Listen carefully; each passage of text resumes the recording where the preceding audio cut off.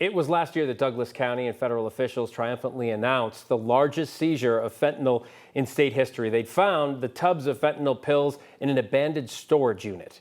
Thanks for watching at 5, everyone. I'm Phil Lipoff. I'm Kim Christensen. We now know that no one has been charged with leaving those drugs behind. Kevin Vaughn from 9 News Investigates joins us. And Kevin, do we know what happened here? Kim and Phil, we do not know exactly why charges were never filed in this case, but according to the DEA, they're confident those responsible are facing prosecution for other crimes. The Drug Enforcement Administration says the latest fentanyl bust in Colorado resulted in the largest ever seizure of the drug in the state's history. It was a bust. 1.7 million pills. The DEA says it's the 6th largest one-time fentanyl pill seizure in U.S. history. A bust that got a lot of attention. Storage wars, if you've ever seen it, you know sometimes you can buy a storage unit at auction and then you find out the contents inside are worth millions. A bust that began when someone rented an abandoned storage unit in Douglas County.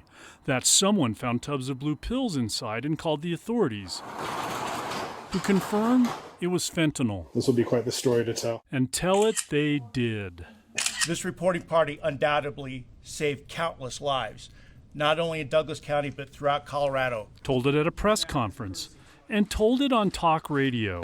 How many lives do you think you saved by getting 1.7 million thousands, pills? hundreds of thousands. At the time, the Drug Enforcement Administration said the found fentanyl was tied to an ongoing investigation in New Mexico, an investigation that had already led to 20 arrests, that it was tied to the Sinaloa cartel.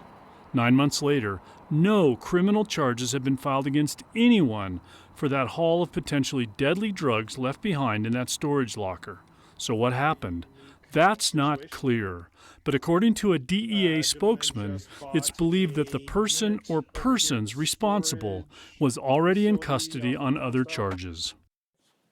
The focus on fentanyl is understandable. According to the DEA, fentanyl overdoses are the leading cause of death in the U.S. for people 18 to 45.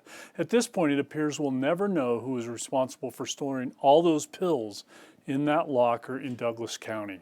Live in the newsroom, Kevin Vaughn, 9 News. Yeah, and as frustrating as that is, Kevin, at the end of the day, it's best that they got these pills off the street because they could have killed a lot of people. Yeah, absolutely. What we don't know is what other charges those people might have been charged with, whether this could have led to more serious charges, a longer prison sentence if somebody was convicted. A lot of unanswered questions still. All right, Kevin, thank you.